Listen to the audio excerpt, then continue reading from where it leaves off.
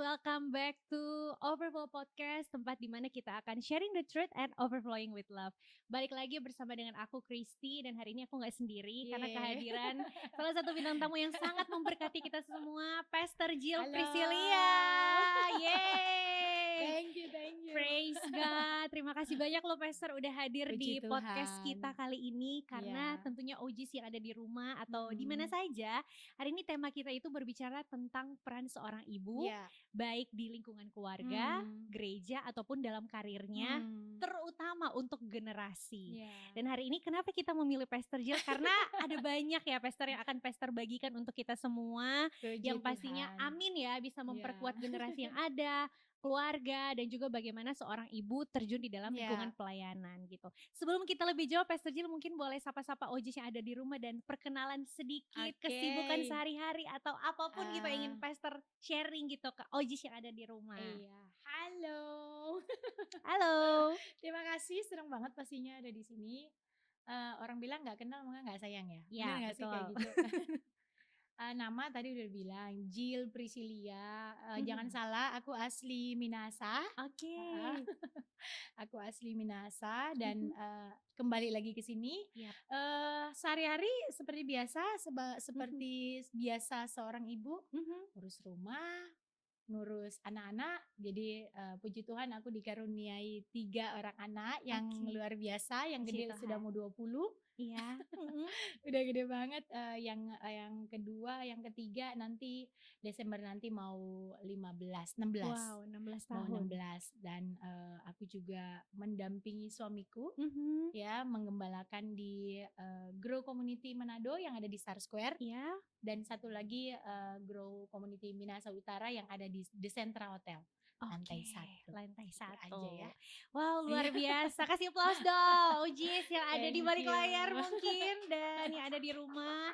Ini adalah podcast pertama di mana kita mengundang partner hamba Tuhan yang tentunya sudah bermitra ya dengan Rolam, dengan Pastor Michael dan Pastor Jill yang kita sudah doakan bersama, dan kita harapkan bisa hadir di podcast kali ini. Dan puji Tuhan boleh bersama-sama dengan kita karena Pastor Jill pasti sebagai kesibukan seorang ibu gembala di GBI Grow Community Church di Manado dan juga Minut ya Pastor. Iya, betul. Pasti kan pasti padat lah ya Pastor, apalagi tadi punya 3 orang anak laki-laki gitu ya. Cowok-cowok nih ya guys, pasti banyak lah kegiatan-kegiatan di luar rumah atau aktivitas yang lain, mendampingi suami juga sebagai gembala. Mungkin Pastor hari ini padat banget tapi bisa hadir ke sini tuh kenapa sih? Apakah ada yang mendorong hati Pastor?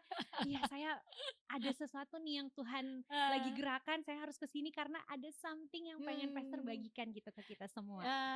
Gimana ya? Jadi gini, aku itu dari dulu berusaha untuk nggak menolak yang seperti ini. Karena aku tahu pastinya sudah lahir dari doa kan. Tadi bilang udah didoakan, jadi nggak berani aja. Apalagi terus tadi bilang ini akan bicara tentang generasi dan peran ibu. Jadi sebenarnya hari ini aku bisa memilih ada beberapa kegiatan. Terus suamiku bilang nggak apa-apa, ini waktunya kamu jadi berkat. Jadi ya sudah, aku ada di sini. Di sini, wow, puji Tuhan. So thank you ya buat Pastor Hengki ya, yang sudah mensupport juga Pastor Jill boleh hadir bersama-sama dengan kita. Karena kita akan bahas lumayan banyak ya Pastor, mungkin dari segi pelayanan, sebagai di keluarga juga, ataupun bagi generasi yang mendatang gitu. Tapi sebelum kita lanjut ke sana, aku penasaran banget gimana sih Pastor Jill gitu tantangannya, atau gimana sih tanggung jawabnya sebagai seorang ibu yang pada dasar juga sebagai seorang ibu gembala gitu. Karena kan pasti banyak ada anak kandung, ada anak rohani gitu. Gimana sih Pastor Jill menghadapi situasi ini? Iya. Nggak mudah pastinya. Dulu kalau anak-anak masih kecil malah masih lebih, buat aku masih lebih mudah. Tapi di saat mereka sudah mulai bertanya, kenapa begini, kenapa begitu gitu. Jadi nggak mudah sih, tapi puji Tuhan anakku kan tadi aku bilang udah besar dan mereka dari kecil kami biasain untuk melayani. Jadi aku bawa mereka kemanapun aku pergi. Jadi untuk ditanya untuk sekarang nggak terlalu gimana sih, nggak terlalu gimana-gimana karena yang tadi aku bilang anak-anak udah besar, mereka juga sudah melayani. Mereka kan mereka tahu kenapa mereka harus melayani. Jadi nggak mami kok pergi terus, mami kok pergi terus, nggak seperti itu. Paling cuma mami hari ini mau kemana. Gitu. Jadi update aja ya gitu Pastor. Update terus ada waktu enggak seperti itu. Tapi kan kita selalu menyiapkan waktu untuk anak-anak. Jadi ya itu kita melayani di luar, tapi yang lebih penting kita harus melayani di dalam. Ada anak-anak yang menjadi tanggung jawab kita. Jadi sebisa mungkin ya kita atur sebalance mungkin sih. Dan anak-anak mensupport itu yang paling penting. Jadi nggak terlalu gimana-gimana sih, puji Tuhan. Sudah lewatin lah. Sudah lewatin masa itu ya. Masa-masa riwenya itu ya. Dan puji Tuhannya karena tadi Pastor sharing ya, dari kecil udah dibiasain pelayanan. Jadi anak-anak juga merasa ini adalah hal yang harus dikerjakan mama mereka gitu. Atau biasa panggil mami mungkin. Mami ya gitu. Karena aku manggil mamiku mami. Jadi turun-temurun gitu ya Pastor ya.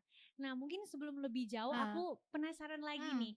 Gimana gitu awal mula Pastor Jill terjun di dalam pelayanan? Apakah mungkin dari sebelum menikah atau nanti ketika menikah gitu? Sehingga saya di sini gitu panggilannya gitu. Percaya nggak percaya, aku melayani Tuhan dari kelas 5 SD. Wow, sangat muda loh Pastor. Iya, kalau inget itu rasanya pengen nangis. Jadi aku ditinggal papiku aku kelas 3 SD. Nah setelah papiku aku berdua sama adikku. Setelah papiku meninggal, jadi papi tuh kayak sebelum dia tutup mata, dia sempat bilang ke omah, aku manggilnya emak, sama tanteku, aku harus tinggal sama tanteku. Aku tahu sih kenapa aku harus tinggal sama tanteku. Jadi papiku 4 saudara. Yang kedua, yang tanteku itu anak kedua, satu-satunya perempuan. Jadi aku tahu kenapa papi akhirnya suruh aku tinggal sama tante. Karena omaku ikut tante. Jadi ada oma lebih tepat. Jadi bisa dibilang aku anak oma sih. Anak oma. Nah oma itu kan seorang pendoa. Luar biasa. Jadi oma aku itu yang ngajarin bagaimana aku berdoa, bagaimana kamu menyanyi sambil kamu bicara sama Tuhan, sampai kamu rasanya pengen nangis, pengen apa gitu. Jadi itu semua oma. Sampai usia segitu, aku mulai pelayanan kelas 5, oma ajarin aku bagaimana untuk berkhotbah. Dari kelas 5 SD loh, Pastor. Aku sempat dengar kan, setiap hari ikut kan pelayanan. Nah aku juga dulu seperti itu. Aku ikut oma hampir setiap hari, ikut oma pelayanan. Bagaimana kita harus punya saat-saat teduh dengan Tuhan. Itu oma semua sih. Jadi kelas 5 SD ya aku udah melayani Tuhan. Bahkan aku pertama kali pelayanan aku pertama itu di anak. Di anak ya, pelayanan jadi anak. aku bantu-bantu kakak sekolah minggu. Dan ini pengalaman aku gak akan pernah lupa. Karena pertama kali aku pelayanan di anak, tahu gak apa yang terjadi? Tiba-tiba kakak rohani aku yang 2, mereka ada tugas dan gak ada yang bawain cerita. Tiba-tiba jadi tiba-tiba Pastor tiba-tiba iya. Dan ternyata mereka dalam tanda kutip memang sengaja ngerjain aku karena katanya memang aku bisa, harusnya aku bisa gitu. Jadi ya dari situ aku melayani Tuhan. Terus SMA aku masih melayani Tuhan sampai akhirnya aku ke Jakarta aku kerja, terus ketemu suamiku, baru aku kembali melayani Tuhan. Seperti itu. Jadi kalau ditanya ya seperti itu di gereja lokal. Jadi udah dari kelas 5 SD loh. OGs yang ada di rumah. Dan ketika Pastor Jill sharing hal ini, aku tuh teringat kisah tentang Timotius. Kan Timotius juga dari neneknya Lois gitu ya. Betul, akhirnya karena peran seorang, balik lagi ya, ibu ya, dari nenek ke maminya Pastor Jill, akhirnya ke Pastor Jill.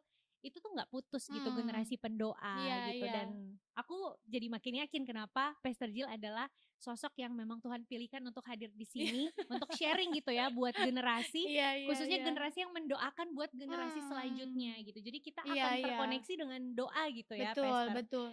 Dan satu hal tadi aku dengar Pastor Jill waktu lulus SMA ya, Pastor baru ke Jakarta, kemudian melayani lagi dengan suami gitu. Setelah ketemu suami, setelah aku ketemu kembali suami. Nah, melayani. jadi apakah di gap itu ada waktu-waktu Pastor yang Tuhan saya kerja dulu deh, baru pelayanan? Iya betul. Memang jadi di Jakarta akhirnya aku gak melayani. nggak melayani segitu lama. Mhm.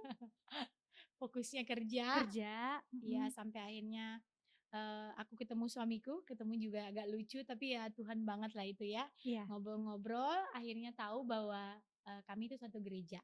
Di undernya Wow. Pak Niko, di Pak Niko sih lebih tepatnya di Oke. GBI Jalan Gatot Subroto. Mhm. Memang di sana, jadi suamiku akhirnya suka jemput aku ke gereja. Wow.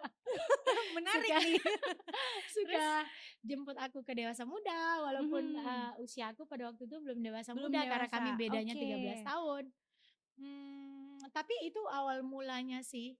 Awal mulanya akhirnya setelah kami menikah, Iya. memang aku dan suamiku kami sepakat waktu Rafael nanti lahir, Iya. kami mau Mhm. serahkan hidup kami ke Ke Tuhan. Tuhan, Dan puji wow. Tuhan sampai saat Sampai ini saat ini. kami tetap melayani Tuhan. Wow, praise God, praise God. Berarti sudah berapa puluh tahun Pastor dari menikah punya Rafael ya? Rafael mau 20 tahun. Berarti udah 20 Iya. tahun pelayanan bersama suami. Iya. Di luar yang dari kelas 5 SD tadi ya Betul. Pastor. Dan oh ya, om aku itu kan seorang pendoa. Iya. Jadi aku melayani juga, akhirnya aku pelayanan di doa. Di doa. Sampai Waktu saat ini dia, Pastor? iya, sampai saat ini. Jadi meskipun sebagai seorang ibu gembala, aku juga sebagai seorang pendoa. Bahkan satu waktu kami diutus ke sini dari Jakarta, aku sempat bilang ke Tuhan, karena kan ibu jadi istri gembala itu nggak mudah ya. Iya. Aku harus mendampingi suamiku, Iya, melengkapi betul. apa. Karena perempuan itu nggak hanya duduk manis seperti ini. Betul, betul. Tapi banyak yang harus kita lakukan. Satu waktu aku sampai bilang ke Tuhan, Tuhan, kalau akhirnya sebagai menjadi seorang istri gembala membuat aku nggak tajam di doa, buat apa? Aku nggak mau.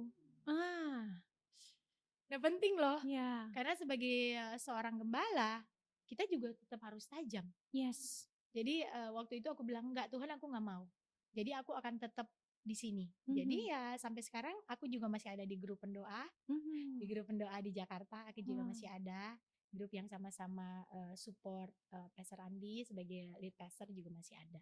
Wow, seperti itu. Luar biasa loh Pastor. Aku sangat terberkati loh denger ceritanya Pastor Jill yang memang dari awalnya jadi pendoa. Iya, betul. Kemudian guru sekolah minggu ya tadi ya, dijerumusin gitu ya sama kakak-kakak yang ada. Terus akhirnya ketika menjadi seorang ibu gembala juga tetap melanjutkan panggilan yang sudah Tuhan titipkan sebagai pendoa gitu. Betul. Yang aku penasaran lagi nih Pastor, kalau awalnya kan Pastor awal mulanya karena neneknya sebagai seorang pendoa. Tapi apakah ada satu momen yang memang Pastor merasakan sendiri, oke, ini yang memang Tuhan mau, saya Jill Priscilia sebagai seorang pendoa? Ceritanya panjang loh ini. Boleh, nggak apa-apa Pastor. Yang penting Pastor aman nih waktunya. Aman, puji Tuhan. Jadi satu waktu papiku kayaknya, nggak tahu papiku masih ada apa enggak, aku lupa. Ada tiba-tiba ada satu waktu itu aku dengan sepupu aku, tiba-tiba kita dibuat Tuhan kayak ketakutan dengan masa depan. Kita dibuat Tuhan ketakutan dengan situasi rumah, situasi keadaan sekeliling kita, dan kita tuh sepakat berdoa untuk orang tua kita, sepakat berdoa untuk keluarga besar kita, biar kita nggak masuk neraka. Wow. Umur berapa itu Pastor? Nah aku nggak tahu, jujur aku nggak tahu, karena sepupuku itu akhirnya juga dia ke Jakarta. Dia tinggal di Jakarta.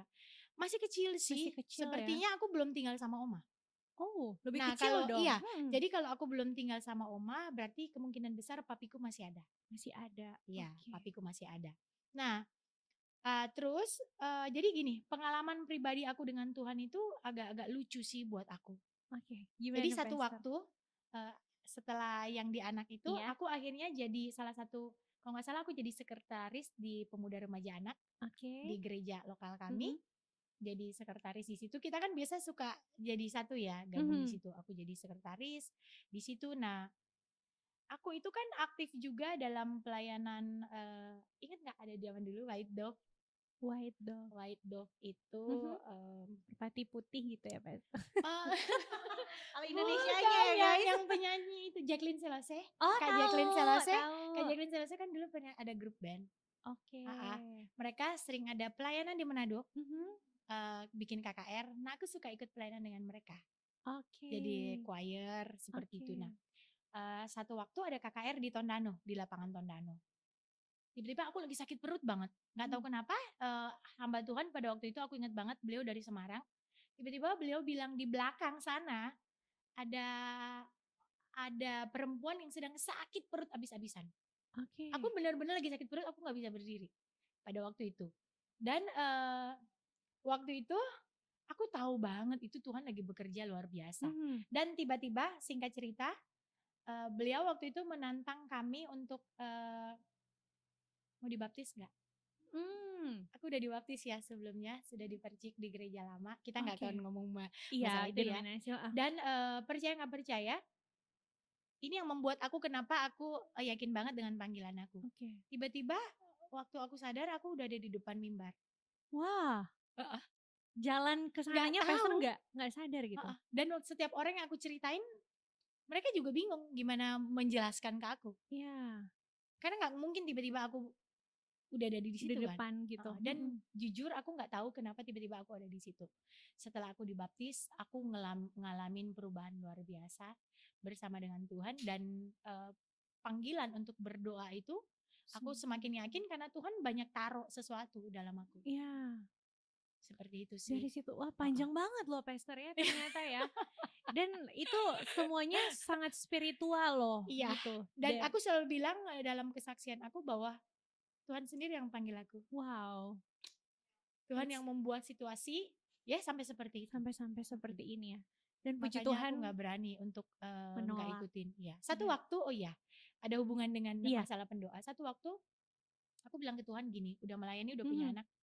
Oke, aku sempat ribut sama suamiku. Ya namanya juga keluarga ya. Iya pasti ada. Sampai aku bilang gini, itu awal-awal kami pelayanan. Oke, aku nggak mau ikut-ikutan. Aku nggak akan ikut-ikutan lagi pelayanan. Ya, gitu kan. Aku ikut aja suamiku. Nah waktu itu aku lagi bertugas di ruang VIP. Ada satu hamba Tuhan pada waktu itu. Aku ingat banget Ibu Indriawati Kabul. Bu In, beliau juga ibu gembala di Miracle Service bersama Pak Timotius Hardono. Waktu lagi nemenin beliau lagi ngobrol kayak gini kan, siapin minum apa, tiba-tiba dia bicara kalau kamu tahu nggak, Tuhan tuh punya panggilan loh atas setiap kita. Dan waktu Tuhan sudah panggil kita, Tuhan akan buat situasi kamu akan terus ada di panggilan itu. Wow. Waktu ngomong itu aku shock dong, karena aku baru ngomong gitu kan ke suamiku, dan aku bertobat dari situ. Ya itu, sejak dari situ aku makin yakin aku nggak bisa kemana-mana. Ya. Mau pelayanan di mana aja, aku pernah sempat masuk ke Depmus, aku kembali lagi di doa. Jadi memang ya udah, memang aku ada di sini. Yes. Sampai sekarang. Sampai sekarang ya, puji Tuhan loh. Ini luar biasa banget Pastor Jill. Aku jujur sangat terberkati karena bagaimana Tuhan membawa sampai ada di titik ini gitu. Mulai peran dari omanya Pastor Jill gitu. Terus gimana Tuhan juga mengirimkan hamba-hambanya gitu. Mulai KKR ya tadi ada, tiba-tiba udah di depan mimbar. Terus ketemu sama Ibu In gitu. Udah dikasih tahu ada panggilan khusus. Dan akhirnya bisa setia sampai dengan hari ini. Aku pun percaya bagaimana Tuhan sangat bekerja ya di hidup kita masing-masing dengan panggilan kita. Tinggal kita gitu ya Pastor, jangan mau menolak gitu apa yang udah Tuhan suruh gitu. Iya, makanya seperti tadi dari awal aku bilang, mau kesini pun aku gak berani nolak. Karena aku tahu itu Tuhan. Praise God. Ya itu ya pesan buat kita ya anak muda yang mungkin kita kadang kala ya Pastor Jill merasa, aduh Tuhan saya kayaknya hari Sabtu mau tidur dulu deh, capek banget gitu Senin sampai Jumat kerja gitu, masih hitung-hitungan gitu ya. Mungkin ya ada di saat ini kita masih ada di posisi itu, tapi ingatlah ketika firman Tuhan bilang ya kalau kita mau setia di hal-hal kecil, gak ada kata mustahil, Tuhan akan percayakan hal yang lebih besar gitu. Betul. Itu manusia banget sih. Anakku, bayangin anak-anak kecil seperti itu ya, masih muda. Mereka juga ada di masa-masa jenuh. Oh ya, aku sekalian kasih tahu. Dengan bangganya aku kasih tahu anakku yang kedua juga seorang pendoa. Wow, Jessel ya? Iya. Oh iya, kemarin yang kelas public speaking di sini aktif banget loh Pastor. Dia pendoa. Aku bersyukur dia menjadi generasi anak pertama yang berdoa di gereja kami. Wow, di praise God. Community. Puji Tuhan. Dan setelah dia ke youth juga, akhirnya dia juga melayani sebagai pendoa. Satu waktu tadi kamu sempat bilang lelah. Iya. Satu waktu dia sempat bilang, "Mami, aku kayaknya nggak mau didoa lagi." Dan suamiku, lebih tepatnya suamiku ya, suamiku selalu bilang gini ke dia, "Jess, kamu masih muda, nggak apa-apa, kamu bisa coba banyak hal." Cuma aku tahu banget anakku itu panggilannya di mana. Oke. Awalnya aku yang terus, "Dek, panggilanmu di doa." Tapi di satu titik aku pikir, oke, dia juga harus belajar ya. Betul. Kalau melulu dari aku kan nggak baik juga buat dia. Jadi aku izinin dia melayani yang lain, sampai satu waktu dia bilang, "Mami, aku kayaknya memang di sini Di sini. panggilanku." Akhirnya dia sadar ya, Pastor ya. Wow, jadi butuh peran Jadi seorang ibu loh di iya, sini jadi ya. kita harus ngingetin. Iya, Seorang betul. ibu kan sebagai reminder, bukan Betul. hanya untuk suami, tapi Betul. untuk anak. Ya, puji Gitu. Tuhan ya, Pastor. Kalau mungkin mama-mama yang lain mungkin ya, kita nggak generalisasi, mungkin ada yang, oke nak, nggak apa-apa kamu kejar dulu yang lain gitu. Tapi sebagai seorang ibu yang memang sudah menghidupi panggilan Tuhan dan melihat Tuhan punya panggilan khusus untuk anaknya, kita harus firm ya, Pastor, untuk menyampaikan hal itu. Bahkan gitu. ada masa-masa aku kayak nggak bisa, kamu harus melayani. Oke. Aku rasa itu bukan satu kesalahan karena itu iman aku. Iya. Mungkin sorry ya itu Iya. kita tidak generalisasi gitu dengan ibu yang lain. Tapi buat aku ini bagian yang harus kita lakukan sebagai anak Tuhan. Betul. Jadi waktu mereka capek karena tiga-tiganya melayani anakku, aku selalu bilang, terus kalau kamu nggak melayani, kamu nggak akan capek. Gitu loh. Jadi akhirnya mereka sadar bahwa oke, kadang aduh boleh nggak aku di rumah aja. Tapi akhirnya ya dia tahu dia nggak bisa, dia harus melayani Tuhan. Ya, seperti itu. Puji Tuhan. Dan anak-anak ini balik lagi ya. Tadi kan sebelum kita tapping, Pastor Jill sempat ngomong generasi saat ini tuh kita nggak boleh cuma ngomong doang, kita harus kasih contoh nyata, gitu ya. Iya, betul. Dan ini yang terjadi di lingkungan keluarga juga ya, Pastor. Iya, betul. Kami nggak pernah dari awal gini. Kami dari awal nggak pernah kasih tau anak-anak harus melayani. Enggak. Bahkan percaya nggak percaya, satu waktu Jessel berarti masih kindergarten ya. Dia sekolah dari 2 tahun setengah kan, nursery, K1, K2, K3, baru kelas 1. Di kindergarten aku nggak tahu kayak berapa, tiba-tiba missnya dengan bangganya kasih tahu bahwa, wah mami, Jessel tuh cita-citanya dia pengen jadi pastor loh. Wow. Terus kita kaget dong, aku sama papinya. Waktu kita kalau nggak salah nggak tahu lagi report day atau apa. Aku bisa miss? Iya. Waktu itu dia bilang dia mau menjadi seperti papi. Pas ditanya, emang papimu kerjanya apa? Papi pastor. Dia bilang gitu dengan bangganya. Dengan bangganya. Jadi ya itu aku juga percaya, yakin dari kecil anak-anak mereka kan melihat contoh. Betul. Jadi kita nggak usah banyak bicara. Betul. Kita kasih lihat ini loh yang harus kamu lakuin. Betul. Itu sih salah satu yang kami ajarin bagaimana membangun iman. Ya, anak-anak ya. Dan waktu dia di sekolah minggu pun sama, jadi heboh di satu gereja. Wah, Jessel mau jadi pastor. Jadi dari kecil ya. Iya. Dan hari ini menghidupi panggilannya sebagai anak muda yang berdoa. Iya, gitu puji ya. Tuhan Puji sih. Tuhan ya. Dan aku sangat terberkati loh, Pastor, anak 3 cowok-cowok loh. Biasa kan maunya mungkin main dulu sama teman-teman gitu ya. Tapi ini udah terjun dalam pelayanan, istilahnya mereka mengesampingkan dulu hobi mereka untuk melakukan apa yang Tuhan mau gitu ya. Iya. Tapi ada yang harus kita lakuin ya, berdoa ya itu. Berdoa. Karena yang kami tabur dari awal doa. Doa. Aku selalu dari kecil mereka waktu berdoa, aku dan suamiku, aku selalu bilang, Tuhan, aku mau keluargaku, anak-anakku jadi anak-anak yang memuji menyembah Tuhan. Amin. Aku suka nyanyi kan. Jadi aku mau juga anak-anakku ya seperti itu. Aku suka berdoa, aku juga mau anak-anakku seperti itu. Dan itu kita terus perkatakan di setiap doa kita. Dan percaya nggak percaya, Rafa pertama kali, anakku yang besar ya, Rafael, anakku special need. Tapi jangan pernah berkecil hati karena Tuhan punya panggilan buat dia. Betul. Dia melayani sebagai singer. Wow. Dan bahkan dia tuh minta pelayanan. Wah. Dan puji Tuhan, aku bersyukur aku ada di Soria, aku ada di rumah di Grow Community karena mereka sangat welcome dengan Rafa, meskipun dia special need, berkebutuhan khusus, tapi dia diterima dengan luar biasa. Dia bisa melayani di youth. Di youth gitu ya. Jadi ya puji Tuhan, sekarang juga dia melayani di youth. Diut, Brian juga wow. akhirnya dia main musik juga. Main musik. Tadi awalnya singer, dia sekarang jadi main musik. Jadi main musik buat ya. aku ya itu apa namanya, yang kita tabur dari awal. Tabur Doa dari yang kita awal. tabur. Doa ya. Iya. Ini aku notice banget nih tadi ada satu statementnya Pastor Jill. Sebagai ibu, Pastor Jill selalu memperkatakan, aku ingin anak-anakku memuji dan menyembah Iya, Tuhan. jadi seorang pemuji penyembah Tuhan. Wow, itu powerful banget Pastor. Karena mungkin ya kebanyakan ibu-ibu yang ada saat ini, kita fokusnya misalkan ke cita-cita atau profesi di masa depan anak-anak. Oh, saya pengen anak saya misalkan jadi dokter atau jadi pilot gitu. Tapi ini hal baru yang aku dengar ya dari Pastor Jill, sudah mendoakan anak-anaknya satu untuk sebagai pemuji dan penyembah Tuhan gitu. Aku gak pernah doain mereka spesifik mau jadi apa sih.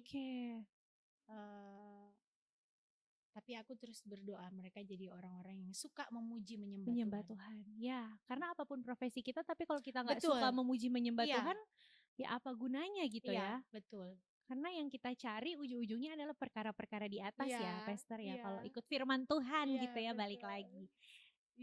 Tadi sebenarnya pertanyaanku tuh sebenarnya Pastor Jill udah jawab sih. Aku tuh pengen nanya nilai apa sih yang ditabur ke anak-anak gitu sampai punya karakter yang ada saat ini. Tapi tadi kalau Pastor Jill bilang dari doa, dari pujian penyembahan, mungkin adakah hal-hal lain yang bisa Pastor Jill sharing sehingga jadi motivasi gitu buat aku dan teman-teman yang ada di sini ataupun yang mendengar yang kedepannya akan menjadi seorang ibu. Apa sih yang paling penting kita harus tanamkan ke anak-anak kita gitu?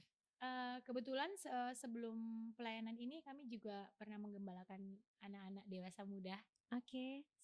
Dan bahkan kita kerjasama dengan BPN. Untuk apa tujuannya? Biar setelah menikah kalian gak terhilang.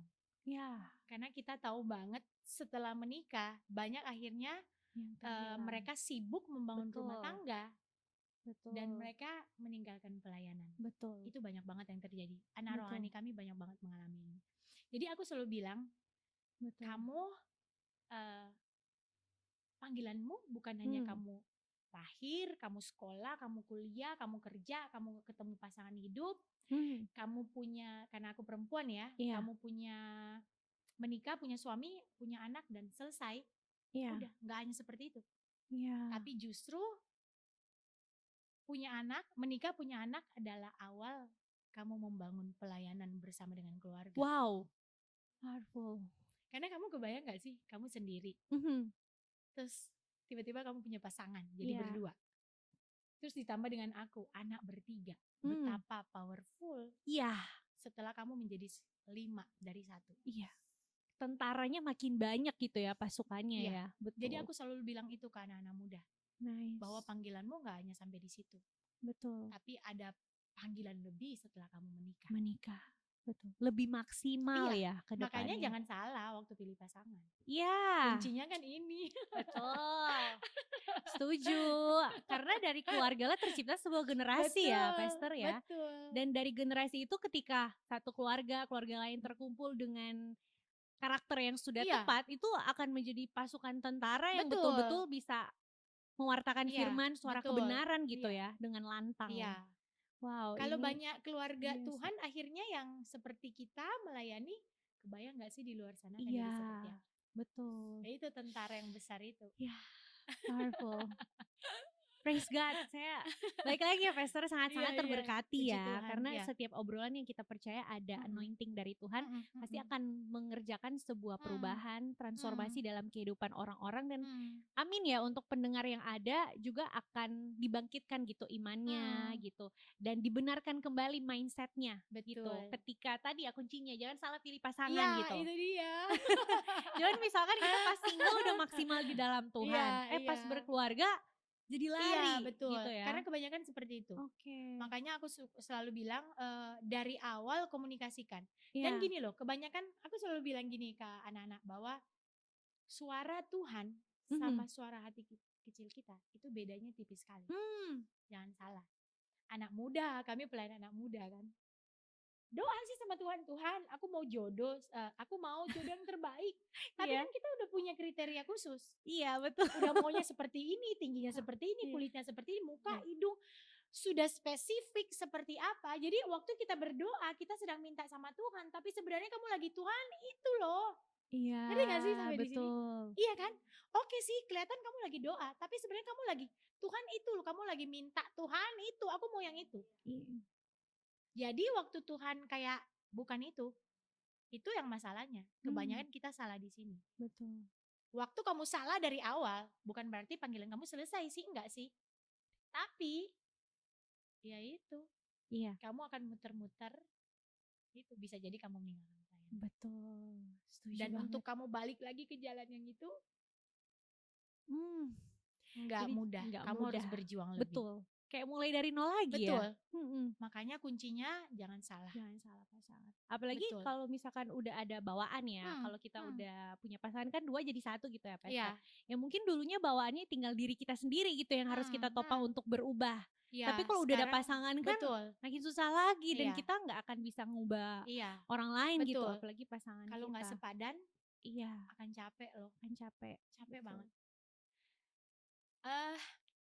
Aku punya cerita lucu sih sebenarnya. Tapi apa tuh, Pesta? Ini masalah pasangan, nggak apa-apa ya? Boleh dong, biar jadi penguatan ya buat kita. Jadi makanya ya, aku percaya gini, waktu hidup kita dipimpin oleh Tuhan, Tuhan itu detail banget loh. Yes. Percaya nggak percaya, waktu aku lagi menentukan aku harus menerima suamiku apa enggak, aku dari awal udah tahu dia akan jadi suamiku. Jangan tanya dari mana taunya. Semua nanya aku juga jujur aku bingung. Tapi percaya nggak percaya, tanteku jadi saksi. Aku punya tante di Jakarta, dia kebetulan memang dia waktu itu dia nggak punya anak, jadi aku tinggal sama beliau waktu di Jakarta. Aku bilang ke dia, aku panggilnya Kak karena dia masih muda, belum punya anak. Aku bilang, Kak, kayaknya Bapak Hengki ini yang sekarang jadi suamiku.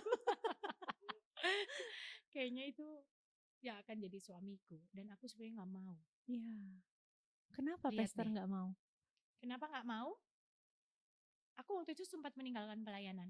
Oke. Iya kan? Ya, tadi yang cerita.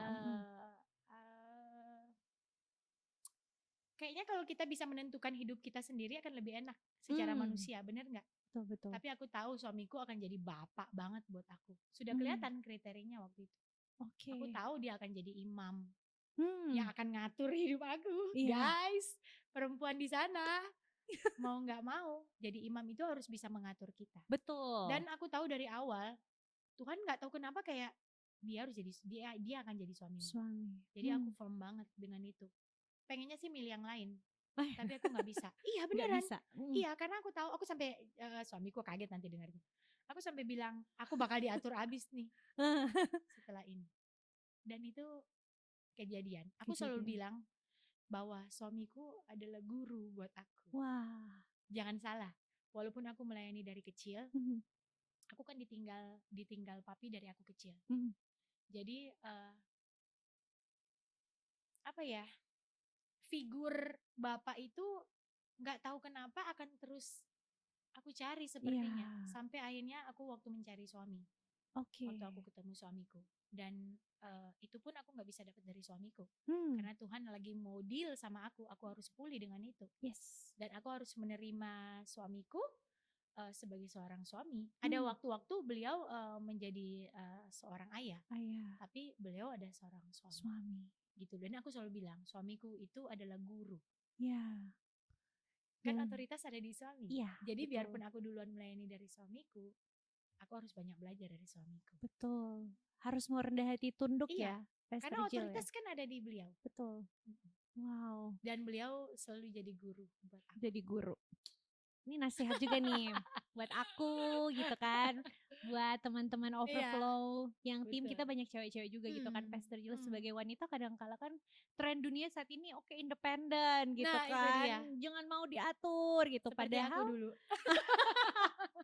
Jadi ada Pastor Jill yang dulu gitu ya, sampai akhirnya jadilah hari ini yang menganggap dan sangat hormat gitu suami sebagai imam, guru, kepala keluarga yang kita juga harus bersiap diri gitu untuk dipimpin gitu ya, Pastor ya. Ya itu kuncinya dari awal jangan salah ambil keputusan. Iya, setuju. Waktu memilih pasangan. Betul. Jangan salah ambil keputusan ya. Ini quotes of the day ya dari Pastor Jill ya. Karena keputusan salah pilih pasangan berakhirnya seumur hidup ya. Iya. Karena menikah kan sekali seumur hidup. Seumur hidup, iya. Puji Tuhan ya, teman-teman OJIS pasti banyak insight nih yang boleh kita petik gitu dari sharingnya Pastor Jill. Kalau tadi kita banyak ngomongin ya Pastor Jill sebagai seorang ibu, istri gitu. Nah aku penasaran gitu Pastor, karena kan dari Pastor menikah terus punya anak Rafael gitu ya, terus memutuskan bersama suami Pastor Hengki, oke kita mau menyerahkan diri untuk pelayanan full gitu sama Tuhan. Pasti kan banyak hal yang dikorbankan, mungkin berpikir, aduh kalau karir mungkin secara sekuler akan lebih terbuka peluangnya gitu, atau saya harus ninggalin kenyamanan hidup, harus bersiap sedia dicari jemaat setiap waktu misalkan kan, atau misalkan harus ke gereja di pelosok atau hal-hal yang sejenisnya gitu. Yang jadi pertanyaan aku, apa sih yang membuat Pastor Jill sama Pastor Hengki itu firm, oke saya mau nyerahin diri sama Tuhan sebagai suami istri yang melayani Tuhan gitu. Itu sama dengan apa yang kami terus tanamkan ke anak-anak. Jadi aku cerita dari sisi suamiku. Iya. Karena dari sisi aku memang sudah melayani kan. Iya. Dari aku kecil. Nah, jadi suamiku cerita satu waktu Tuhan bangunin dia tengah malam. Oke. Waktu Rafa dan aku lagi tidur. Wah. Ini perjumpaan dia dengan Tuhan yang mengubah hidupnya ya. Tiba-tiba dia bilang dia cuma lagi lihat aku, dia lagi lihat Rafa. Terus kayak Tuhan bilang, apa lagi sih yang kamu cari? Bukankah aku tuh udah begitu baik? Ya. Jadi aku kaget tiba-tiba waktu bangun suamiku bilang, yang kayaknya kita harus menyerahkan hidup kita ke Tuhan. Secara tiba-tiba, Pastor Jill. Dan itu kan memang kerinduan aku. Oh ya, by the way aku punya cita-cita, aku ingin jadi hamba Tuhan. Dari aku kecil. Wah, jadi jadi maksudnya ya gitu ya, Tuhan tuh membuatnya garis hidup kita seperti itu. Seperti itu ya. Tuhan gak akan pernah salah kok dengan kita. Ya. Panggilan itu akan tetap meskipun aku sempat gak melayani Tuhan. Iya. Waktu Tuhan bicara itu ke suamiku, kamu bayangin ya, tadinya cuman ke aku, terus sama suamiku, kita dapat panggilan yang sama dari Tuhan. Iya. Itu yang membuat kita kuat sampai saat ini. Orang selalu bilang bahwa, kirain kalian udah full time dari dulu. Karena percaya gak percaya, waktu kami sepakat kami mau menyerahkan hidup kami ke Tuhan. Bahkan kami yang samperin gereja dan kami bilang, Pak, boleh gak kami melayani di gereja ini? Ambil langkah sebesar itu ya, Pastor. Karena memang kita dapat dari Tuhan. Dan kita janji sama Tuhan, kita mau kasih hidup kita sama Tuhan. Dan waktu kami kasih tahu itu ke gereja lokal kami pada waktu itu kami gila-gilaan sih melayani Tuhan. Totalitas ya? Itu langsung seperti itu. Karena apa? Memang kami janji ke Tuhan. Waktu kita janji ke Tuhan, aku rasa Tuhan akan kasih kita kekuatan lebih untuk itu. Kasih kita kemampuan. Amin. Dan percaya gak percaya, semilitan itu kami dalam pelayanan. Sampai akhirnya kami menyerahkan hidup kami, yaitu sepenuhnya waktu kan setelah kami ada di sini. Tapi jujur dari dulu memang kami sudah full heart. Full heart ya. Ditambah lagi sekarang full time. Betul. Gitu ya. Jadi ya sudah. Emang harus dihidupi ya Pastor ya, panggilan hidup ini. Yang jadi aku penasaran Pastor Jill, karena tadi Pastor Jill ceritakan dari SMA ke Jakarta, terus ketemu suami, menikah, pelayanan. Berarti dari Jakarta dulu basis pelayanan awal. Iya, gitu. betul. Kemudian ke Manado atau? Iya, ke Manado. Jadi setelah yang tadi aku bilang kami ketemu gereja lokal, Rafa masih umur berapa ya waktu itu, baru berapa bulan. Itu cepet banget Tuhan bawa kami. Luar biasa cepetnya. Tiba-tiba 2 bulan kalau gak salah, 2 bulan kami melayani di gereja lokal. Tiba-tiba suamiku diminta untuk pegang komsel. Kita tahu kalau di gereja kita sekarang cool. Community of Love ya. Komunitas komsel kan, sel group lah ya. Seperti itu. Dan waktu itu mau gak mau harus ada percepatan kan. Kebayang gak sih suamiku baru 2 bulan melayani, walaupun lahir dari papa mama yang cinta Tuhan, yang papi mami mertua yang melayani Tuhan. Tapi perjumpaan dia dengan Tuhan kan pada waktu itu ya. Dan waktu 2 bulan kita bilang mau melayani Tuhan, disuruh pegang komsel, itu percepatannya luar Luar biasa. biasa. Luar biasa, terus tiba-tiba kami ditarik ke pusat, kami harus pegang anak-anak muda, waktu itu keluarga muda, pasangan muda, dewasa muda, ya seperti itu. Dan akhirnya dari situ memang kami pikir kami udah akan full time pada waktu itu. Jadi banyak hal memang yang kami tinggal, bukan berarti kami nggak bekerja ya, ada usaha, tetap kita berusaha, tapi waktu kita memang lebih banyak dalam pelayanan. Dalam pelayanan. Dan satu waktu, setiap gini loh, manusia itu kan ada musim hidupnya. Aku pertama bertanya ke Tuhan begini, Tuhan, panggilan Tuhan itu, misalkan contoh, aku jadi pendoa, aku akan seumur hidup jadi pendoa.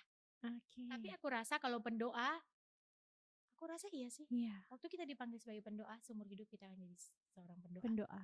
Tapi untuk tugas-tugas panggilan yang lain, aku rasa ada musimnya. Sampai akhirnya kami ada bergabung di Grow Community Church di bawah pelayanan Pastor Andi Cokro, Bapak kami pada saat ini, dan beliau yang dari awal sebelum kami masuk juga menangkap panggilan kami untuk ini, dan jadilah kami ada di sini.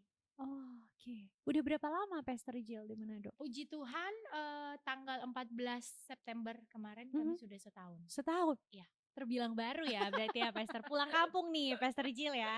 Dan membawa suami beserta anak-anak gitu. Dan tadi kalau aku dengar sharing Pastor Jill mulai dari cell group ya, dari komsel, mungkin dari kelompok-kelompok kecil, dan akhirnya sekarang Tuhan mempercayakan sebuah jemaat gitu. Bahkan di kabupaten dan kota Manado, Kabupaten Minahasa Utara gitu. Ada dua tempat gitu ya yang Tuhan percayakan untuk Pastor Jill dan Pastor Hengki layani gitu. Nah, yang jadi pertanyaan aku, Pastor Jill kan berperan sebagai ibu yang mendoakan, sebagai mamanya anak-anak, sebagai istri juga. Apa yang membuat Pastor Jill gigih sebagai ibu gembala juga gitu? Karena kan perempuan tuh kerjanya banyak ya Pastor ya. Betul. Di rumah ngapain gitu, di gereja ngapain gitu, dan pasti ngurusin anak sama jemaat mungkin beda ya, karena karakternya beda-beda, latar belakangnya beda-beda. Nah, apa yang membuat Pastor Jill itu oke Gigi, saya tetap mau meskipun nih secara tiba-tiba move balik lagi nih ke Kota Manado dengan balik lagi culture yang berbeda, dan udah lama merantau, pasti kan nilai-nilai hidup yang dianut pasti juga berbeda gitu Pastor. Karena panggilan Tuhan. Itu sih sama seperti seorang ibu. Kita jadi ibu itu kan kasih karunia Tuhan. Betul. Luar biasa, itu kepercayaan yang luar biasa yang Tuhan kasih. Tuhan titipkan. Jadi waktu kita tahu, kayak aku tahu aku dipanggil menjadi seorang ibu, gak akan menjadi beban buat aku membesarkan anak-anak. Karena itu kan tanggung jawab. Nah, begitupun waktu menggembalakan di Manado dan Minut. Kami dipanggil Tuhan masing-masing sama Tuhan. Tuhan bicara ke suamiku sendiri, ke aku sendiri. Itu akhirnya yang membuat aku mantap bahwa aku harus menggembalakan bersama suamiku. Itu sih, kita harus tahu dulu panggilan kita. Aku ingat Pastor Mike tuh selalu bilang seperti ini. Gembala itu adalah karunia. Betul. Yang kita gak bisa cari. Betul. Itu Tuhan sendiri yang kasih. Kita gak bisa mengejar untuk kita jadi gembala. Karena itu gift dari Tuhan. Betul. Dan gak semua orang harus jadi gembala. Dan pada satu titik waktu kami masih mengembalakan dewasa muda, aku pernah tanya ke suamiku, ini yang membuat kami mantap tentang panggilan ini, kalau aku tahu kami harus mengembalakan. Jadi aku pernah nanya gini ke suamiku, yang aku pengen tahu kerinduan kamu apa sih? Aku udah dapet nih dari Tuhan. Dia cuma bilang, pengen sih satu waktu udah mungkin udah umur juga, pengen ada di satu daerah. Dia gak bilang kota. Dia bilangnya pengen ada pengen ada di satu daerah mengembalakan. Oke. Dan disinilah tempatnya. Iya. Dan sebelum kami diutus ke sini, kami pernah diutus selama 10 hari juga. Oke, kemana? Untuk ke sini, Oh, ke sini. ke gereja ini. Oke. Dan selama 10 hari itu buat aku setiap hari adalah konfirmasi dari Tuhan. Dari Tuhan. Memang harus kembali ke Betul. sini gitu ya. Untuk kami kembali ke sini dan bersama Tuhan Bersama menggembalakan di gereja yang ada. Iya. Dan ini ada satu hal yang powerful ya yang aku tangkap loh Pastor Jill. Kan sebelum Pastor Jill ke Jakarta ya, sudah melayani Tuhan, tapi seorang diri nih. Iya, tapi betul. balik lagi ke sini, bawa pasukannya makin banyak nih. Berlimpah. Iya kan? Jadi lebih besar lagi gitu dampak yang mau Tuhan kerjakan. Apalagi sekarang dipercayakan untuk mengembalakan jemaat gitu ya Pastor Jill. Nah, yang jadi satu pertanyaan nih Pastor Jill, pasti kan menangani anak muda, atau keluarga muda, atau bahkan op-oma yang sudah lansia, kan jemaat pasti beragam ya, dari anak kecil sampai orang dewasa atau lansia gitu. Itu pasti kan sulit ya Pastor Jill, gimana kita menghadapi misalkan gaya komunikasi, atau bagaimana kita mengembalakan mereka, atau ada pengembalaan keluarga yang khusus. Nah, Pastor Jill biasanya pakai metode apa gitu untuk pendekatan? Tapi lebih khususnya aku penasaran ke generasi muda gitu, karena kan anak-anak sekarang mungkin banyak yang aduh udahlah saya nonton podcast aja gitu. Atau saya lihat aja di TikTok gitu banyak kok klip-klip motivasi gitu ya. Tapi kan pesan gembala pun bagian dari pesan Tuhan gitu yang harusnya anak-anak muda tangkap lebih dulu gitu agar mereka tuh terbangun dari gereja sehingga bisa berdampak ke dunia. Nah, mungkin apa sih yang Pastor Jill sama Pastor Hengki gitu biasanya lakukan gitu di jemaat GBI Grow ini? Ya, buat aku pribadi belajar karakter setiap orang itu penting. Apalagi dalam pengembalaan. Betul. Untuk apa? Untuk kita bisa menerima. Yes. Kalau kamu nggak belajar karakter orang yang segitu banyak, ya, nggak akan gampang untuk kita menerima. Betul. Jadi setelah belajar tahu, oh iya orangnya seperti ini, ada penerimaan setelah itu. Betul. Dan aku orangnya nggak sulit untuk deket sama orang. Termasuk di dalamnya anak-anak muda. Aku juga merasa gitu sih Pastor. Iya. Walaupun kita kan ketemunya jarang ya Pastor ya, baru berkali-kali. Iya kan? Kayak berasa udah lama gitu. banget ya ketemu. Iya, karena aku memang people oriented. Aku suka melayani usia apapun itu. Aku juga suka melayani bahkan oma opa di sana. Jadi buat aku pendekatannya ya nggak terlalu sulit sih. Iya. Cuma ya itu nggak semua orang itu dewasa. Iya. Jadi paling ya tantangannya di situ sih. Tantangannya. Bagaimana kamu kebayang nggak kamu harus bicara ke orang yang lebih dewasa dengan kelihatannya dewasa tapi sebenarnya masih secara ini masih kecil. Seperti anak-anak. Nah, itu tantangannya di situ. Ya. Kalau ke anak-anak muda malah puji Tuhan aku punya anak-anak dengan usia-usia seperti ini. Jadi buat aku kadang anak-anak suka gini, "Mami, please deh, nggak usah sokap gitu sama teman-teman." Karena aku tipenya yang akan menyapa anak-anak. Yang welcome gitu ya Pastor ya. Aku akan tanya, ini siapa. Jadi kalau ketemu misalkan namanya siapa, aku akan halo gitu. Aku akan seperti itu. Jadi ya itu sih buat aku apalagi untuk anak-anak muda zaman sekarang itu menjadi nilai plus buat kita kasih tahu banyak ke mereka. Betul. Karena kalau kita terlalu nggak bisa menjadi sahabat buat mereka, aku rasa akan sulit ya. Untuk anak-anak seusia anak-anakku kan. Karena anakku kan ada yang 2005, 2008, 2009. Betul. Gitu. Wow. Seperti itu. Jadi puji Tuhan ada anak-anak jadi mereka juga menjadi anak-anak yang mensupport dalam pelayanan. Yang bantu misalkan, "Dek, Mami mau ketemu ini, mau bicara ini." Gitu. Jadi mereka akan mendampingi. Jadi kita juga belajar ya Pastor ya. Dari anak-anak muda ataupun orang tua gitu ya. Karena caranya kan berbeda. Betul, setuju. Generasi sekarang pendekatannya juga berbeda. Caranya juga berbeda. Dan balik lagi ya, kalau tadi Pastor Jill bilang ya, gembala itu karunianya Tuhan. Jadi Tuhan tuh gak melihat oh yang A lebih spesial dari B, tapi ya semata-mata Tuhan mau kasih itu saya mau kasih ini ke kamu gitu, kamu sebagai gembala.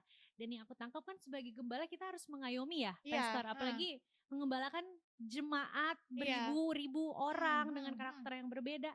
Dan tadi satu poin yang Pastor Jill sampaikan adalah kita harus mau menerima. Karena kalau kita nggak menerima, yang ada kita hanya menghakimi gitu ya.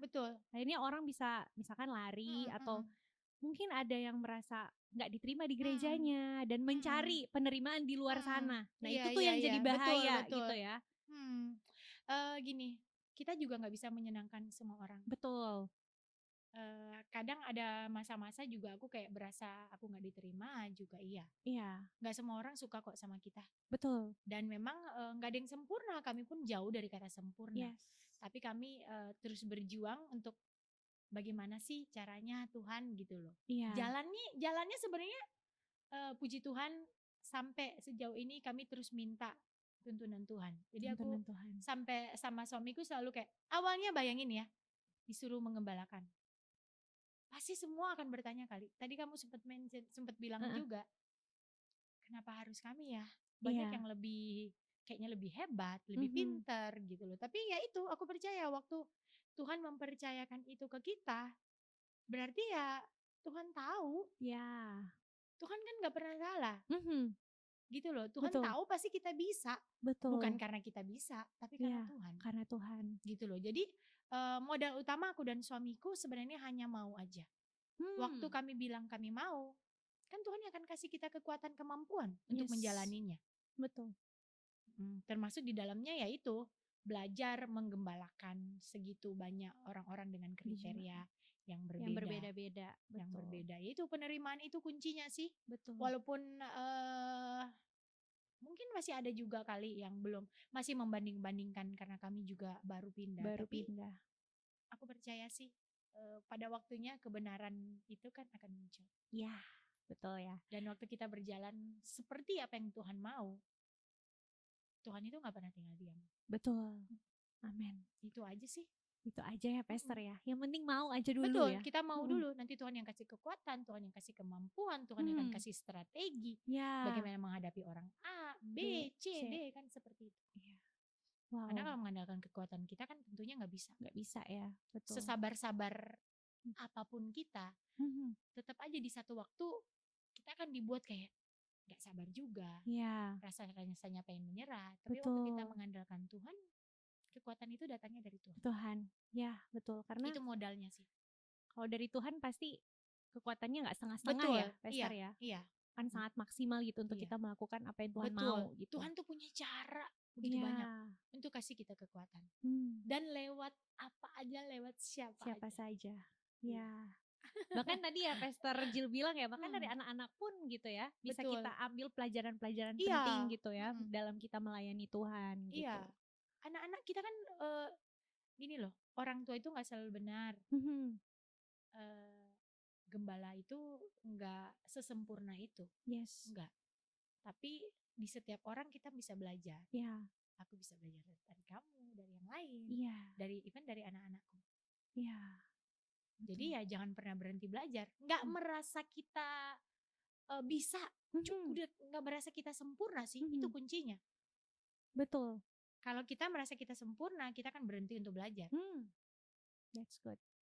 Aku selalu bilang, orang tua, karena ini kita bicara tadi bicara tentang seorang ibu. Orang tua semakin kesini aku percaya akan semakin pintar. Bagaimana mengurus anak-anak, cara-caranya segala macam. Karena apa? Kita belajar dari kesalahan-kesalahan orang tua kita yang sebelumnya. Iya, betul. Jadi setiap pribadi aku rasa ya kita harus terus belajar. Setuju dengan orang-orang sekeliling kita.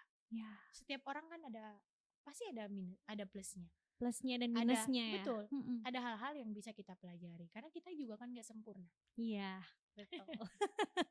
Jadi ini penting banget ya buat kita ya menyadari siapa diri kita di dalam Tuhan gitu, dan apa yang bisa kita kasih ke Tuhan dan mau gitu untuk follow God.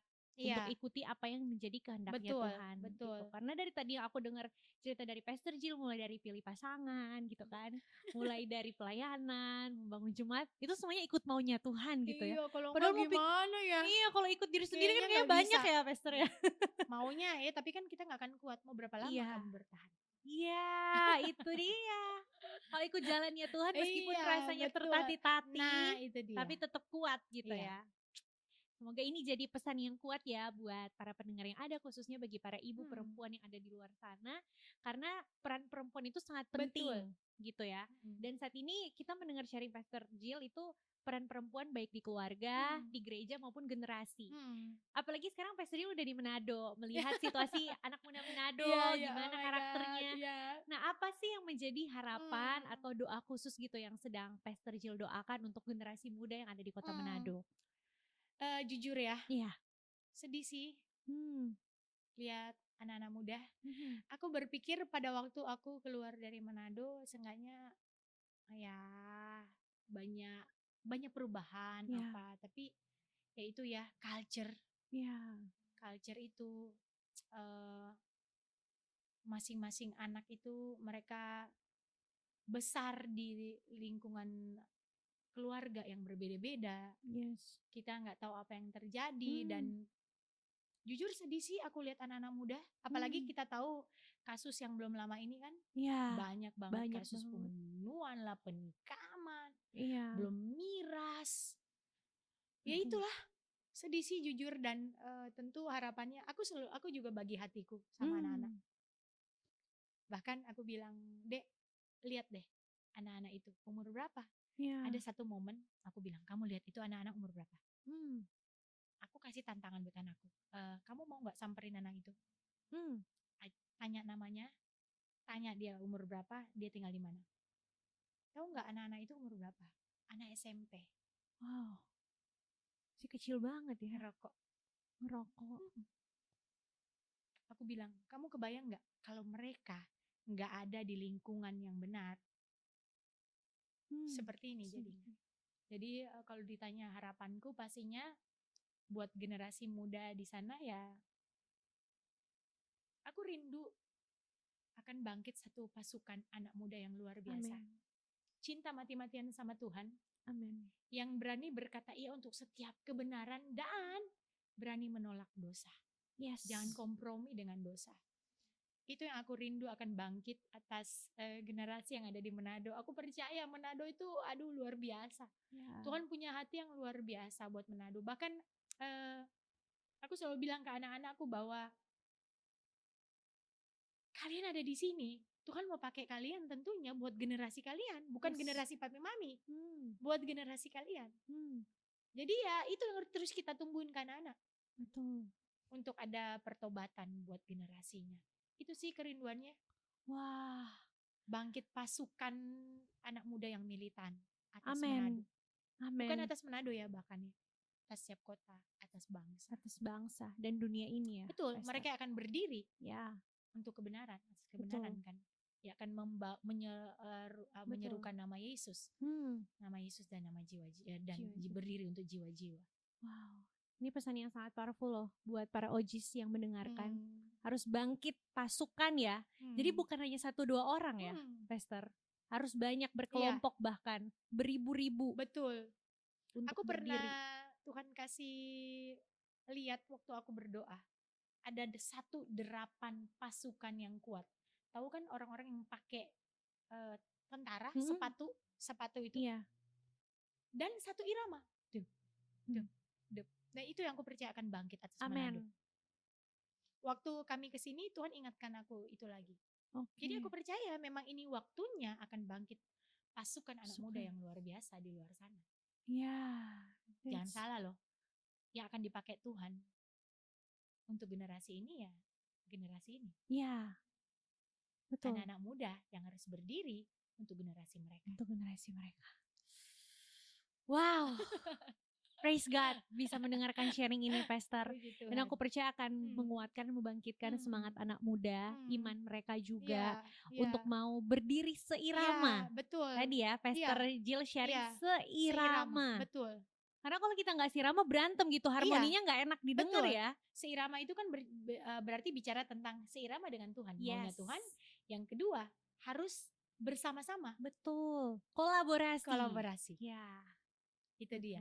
Itu Untuk dia. untuk menjadikan satu pasukan yang kuat, kalau kita sendiri tentunya nggak bisa. Nggak bisa. Gereja kami sendiri juga tentunya nggak bisa. Nggak bisa. Tapi butuh kolaborasi. Butuh kolaborasi. Betul. Kalau kita di episode kemarin Pastor Jill sempat bahas sama Pastor Mike juga tentang tubuh Kristus gitu.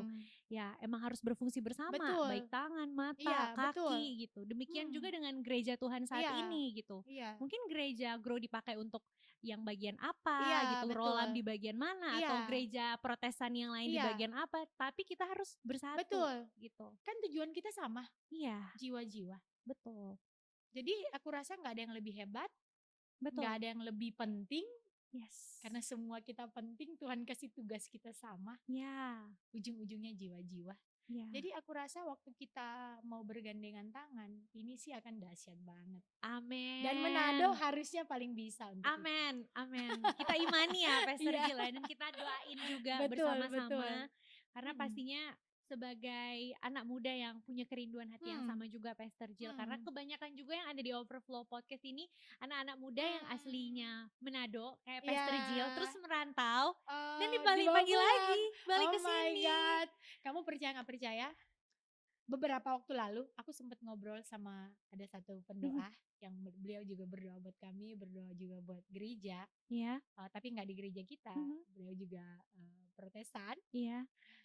Dia bilang gini, karena aku cerita isi hati aku tentang generasi. Dia bilang, Kak percaya nggak? Tuhan tuh sedang bawa pulang anak-anaknya. Wow. Orang-orang Manados, orang-orang Minasa yang punya darah Minasa. Dia bilang Tuhan lagi bawa pulang. Karena yang bisa berdiri buat tanah ini adalah harus orang-orang yang ada di sini. Wah, aku menangis loh Pastor. Iya, jadi kayak makin memperkuat kenapa aku ada di sini. Iya. Betul. Harus kita yang berdiri. Untuk kota ini, untuk tanah ini. Untuk tanah ini ya. Kalau enggak mungkin orang lain. Kita yang ada di rumah ini. Betul. Ambil alih kembali. Amin. Berdiri di posisi masing-masing. Ya. Jadi gak kebetulan ya Pastor. Betul. Kalau kita terkoneksi ya. Betul. Karena kita pun adalah orang-orang yang dulunya memang lahir di sini, besar di sini, terus bekerja ya, sekolah di sana. Dan Tuhan tiba-tiba balik ke pulang. sini. Betul. Pasti kan ada tujuan gitu yang Tuhan mau pakai, dan aku percaya penglihatan yang Tuhan kasih melalui derapan pasukan. Iya. Kita pun adalah bagian dari situ Pastor. Amin ya. Amin. Seirama, senada gitu, seharmoni dengan Tuhan gitu. Dan aku percaya melalui kegerakan yang kita lakukan juga melalui podcast ini, amin, gereja-gereja semakin bersatu. Ya. Pemimpin-pemimpin gereja boleh bergandengan tangan untuk menjangkau jiwa-jiwa yang ada. Karena balik lagi, aku ngutip Pastor Jill tadi ngomong apa, kita punya tujuan yang sama untuk jiwa-jiwa. Betul. Gitu ya. Dan satu Pastor Jill sebelum kita closing, aku pengen denger satu ayat firman Tuhan yang jadi favoritnya Pastor Jill yang selalu menguatkan perjalanan kehidupan iman pribadi maupun keluarga. Di-sharing ke kita. Oke, aku rasa semua tahu ayat ini dan sampai saat ini ini terus jadi kekuatan buat aku pribadi. Yesaya 41 ayat 10. Janganlah takut sebab aku menyertai engkau. Amin. Janganlah bimbang sebab aku ini Allahmu. Amin. Aku akan meneguhkan, bahkan dikatakan aku akan menolong engkau. Amin. Akan memegang engkau dengan tangan kananku. Amin. Dan membawa kepada kemenangan. Itu yang jadi pegangan aku sampai saat ini. Jadi aku gak pernah takut dengan apapun. Ya, karena tangan kita dipegang Tuhan. Dan waktu dipegang Tuhan, Tuhan janji Tuhan akan kasih kemenangan. Amin. Jadi Cayo yang ada di luar sana, kita terus berjuang. Kita terus berjuang bersama-sama dengan Tuhan ya. Iya, karena kekuatan kita itu datangnya dari Tuhan. Iya.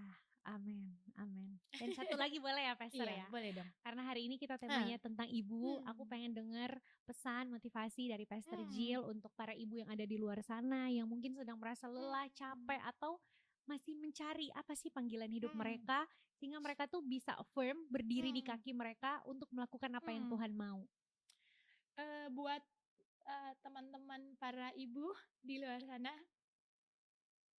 terima kasih sudah terus kuat meskipun melewati banyak hal, tentunya gak mudah. Yes.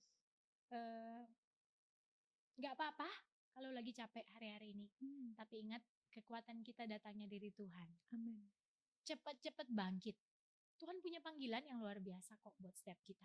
Amin. Besar banget panggilan kita. Mungkin kita berpikir kita di sana cuma jadi ibu rumah tangga. Tapi di rumah kamu punya tugas yang luar biasa, membangun iman anak-anak yang akan jadi berkat di luar sana.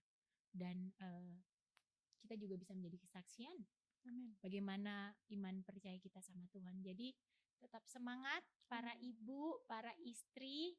Engkau gak hanya sekedar punya anak dan selesai, tapi ada satu panggilan yang luar biasa dalam hidupmu. Tipsnya, bangun kembali hubungan dengan Tuhan. Tanya lagi Tuhan, apa sih panggilan Tuhan? Minta Tuhan ingetin lagi. Karena aku percaya, kamu gak hanya, tadi balik lagi, gak hanya punya suami, punya anak dan kamu selesai. Gak hanya itu, tapi masih banyak tugas di depan sana. Ya, jadi sekali lagi tanya Tuhan. Tanya kembali sama Tuhan, minta Tuhan bangkitin lagi semangatnya.